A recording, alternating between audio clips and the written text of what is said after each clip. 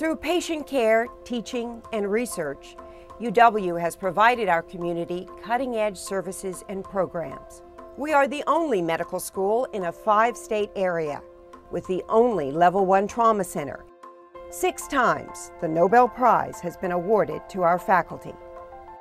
The UW has deep history here at home and a strong commitment to the future of healthcare around the globe. Some of the research being undertaken today will affect future generations of people wherever they live. One of the great hopes for the future lies in stem cell and regenerative medicine research. Here in Seattle, where that research began, we have more combined talent than anywhere in the world. Let's meet a few of the leading researchers in this area filled with possibilities. Every great institution has as one of its fundamental characteristics the ability to leverage existing strengths and put those together to take advantage of opportunities that cross those strengths. The Institute for Stem Cell and Regenerative Medicine is a new creation of the University of Washington, both the School of Medicine, the College of Engineering, and the College of Arts and Sciences. The intrinsic appeal of this is that it allows us to address the root cause of many diseases that are currently not curable. The agenda of stem cell biology and regenerative medicine is very ambitious, but also very attainable.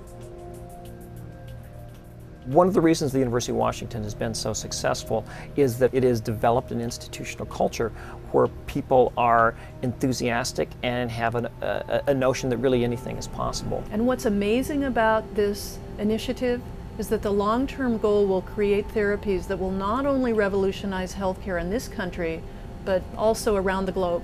We do think globally about these issues. We think that stem cell therapeutics, although it's obviously something that is being developed in more developed countries, will have a role in therapies in developing countries. Very few places in the world have that necessary talent, and the importance of doing it here in Seattle is that we've got it. The University of Washington represents a powerhouse of knowledge, of scientific capability, of healthcare talent, and we want to take full advantage of that as we begin to address the most difficult problems of global health. Access to detailed medical testing is becoming more and more of a problem. And if you can have one technological solution that can solve the problem in a developed world, looking at an aging population with more medical care, and simultaneously solve a problem in the developing world, that's an exciting moment. The idea is to develop a robust platform that takes the chemistry and analytic capabilities of what would normally be a very large laboratory and put it on a card. And so it's called the lab on a card. Instead of asking the patient to try and come into a village or a city, the next closest clinic, which could be 30 miles away, we bring the test to the patient. By making it smaller and moving, as we say, to the point of care, so point of care diagnostics are what these things are, we think we can bring the best medical care to everybody in the planet. Rarely will one technology solve a problem. That usually it's going to take multiple technologies. If you've got a great drug discovery, you may still need the diagnostic in partnership to determine what's the right dose of that brand new drug.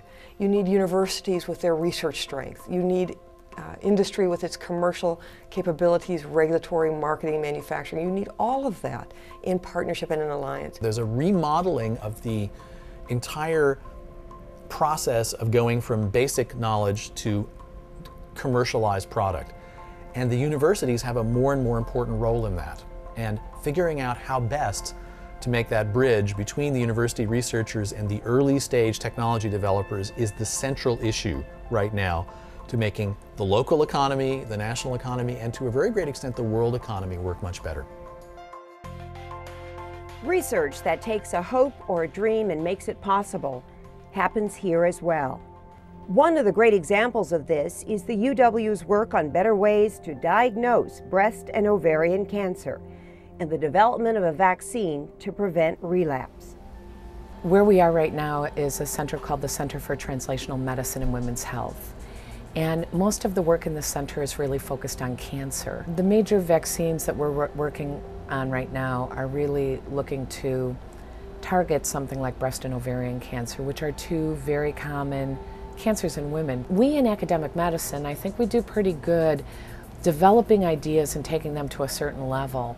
But what I've come to know, trying to develop products and developing products and taking them into the clinic, is biotechnology and industry have the tools and the know-how to do that more quickly, more economically, and more fastly. It's critical that we partner with pharmaceutical companies or biotechnology companies to be able to meet at that interface and turn over those ideas to let them fly somewhere else.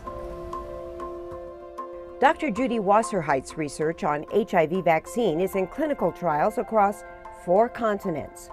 Research that has the potential to save millions of lives.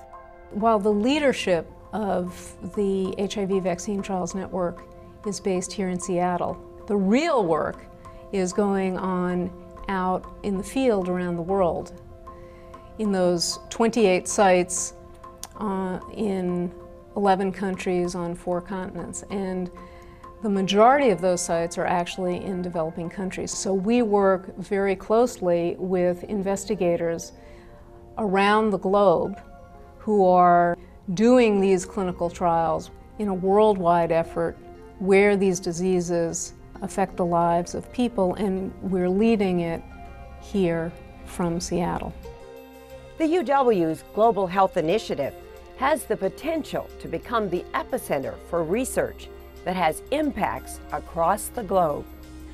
I think Seattle and the broader Puget Sound region is emerging as one of the most important foci of work in global health. This would be a classic example of a tipping point. This area can become the epicenter for global health work and research and initiatives in the world. So what's sitting in our backyard is this powerhouse of thinking and science and outreach, and that is the University of Washington. Because of the breadth of capabilities of the staff and faculty of the university, it's obvious for us that we would go to the university. We couldn't do the work that we do without a strong university in our community. I'm proud of what we've accomplished here in the Pacific Northwest. By working together in partnership, we can ensure that the University of Washington will achieve leadership in the global health effort.